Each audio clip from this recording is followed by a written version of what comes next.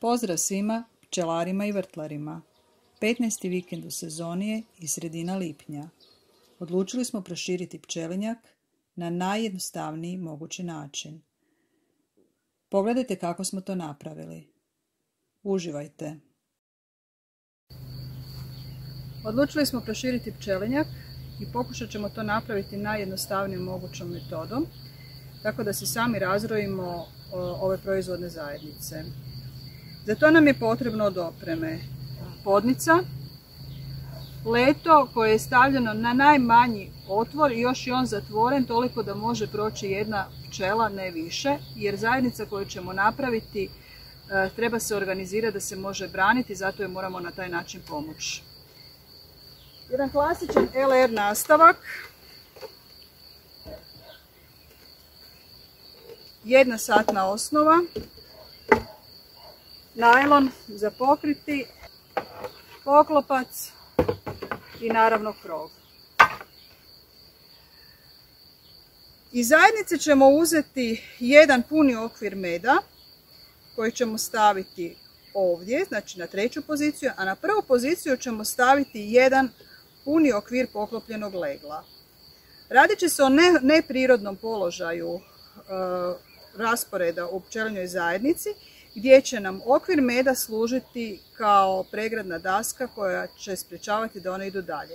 Kada se pčele izlegu iz poklopljenog legla, one će krenuti raditi na satnu osnovu, a imat će dovoljno meda za hranu jer one neće imati još uvijek letačica. Ono što je bitno, na okviru poklopljenog legla mora biti nekoliko stanica jednodnevnih jajašaca da bi se pčele mogle izvući maticu. S obzirom da se matici treba 16 dana da se izlegne, ako ovdje bude jajašce staro recimo 2 dana, onda će joj trebati 14 dana da se izleže, treba joj 5 dana da bude spremna za svadbeni let i još 5 dana da počne nesti jajašca, znači računamo nekakva 4 tjedna da takvu zajednicu ne smijemo dirati. Meda će imati dovoljno, tako da dok se ne organiziraju skupljačice, tako da nema nikakve niti prihrane takve zajednice. Jednostavno je puštamo na miru. Uzet ćemo iz proizvodnih zajednica koje time neće biti oštećene, nego će se samo pod njih smanjiti eventualni nagon za rojenje. Njima ćemo na mjesto gdje ćemo izvaditi okvire staviti satne osnove. Pa evo, idemo to napraviti.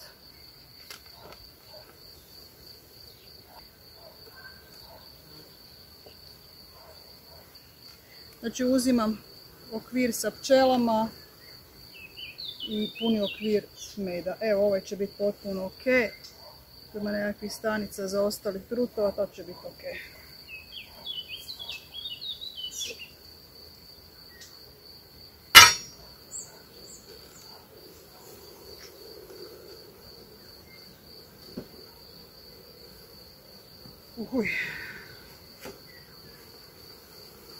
Kako je već predveče, pčele su kod kuće, ih ima toliko u zajednici.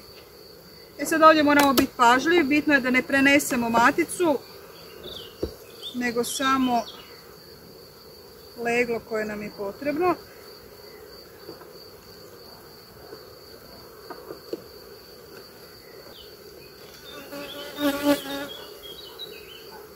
Se lijepo pelud vidi, šarena, crvena.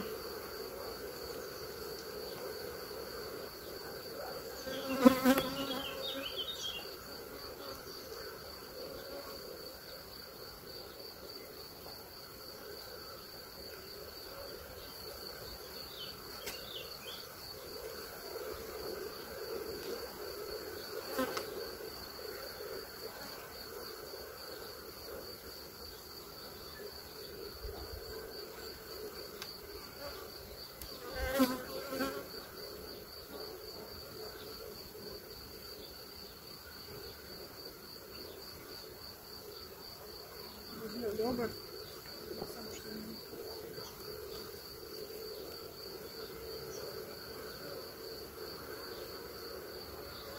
Evo ga, ovaj će biti dobar.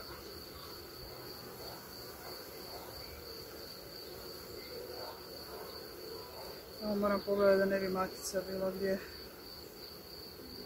Evo, Imamo krasan okvir poklopljenog legla, to je ono što nam je potrebno. Ovdje ima čak nešto peludi, zapravo dosta peludi ima, evo krasne crvene peludi i to je to. Maticu ne nalazim. Nešto jajašaca ima i to bi trebalo biti dobro.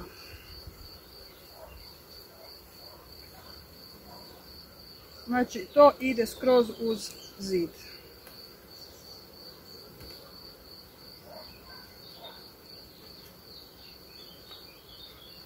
Poklopljeno leglo, satna osnova, okvir meda. Pčele su na njima.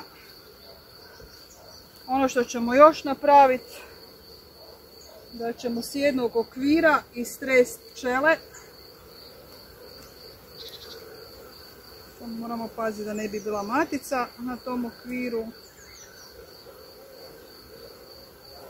I to je to.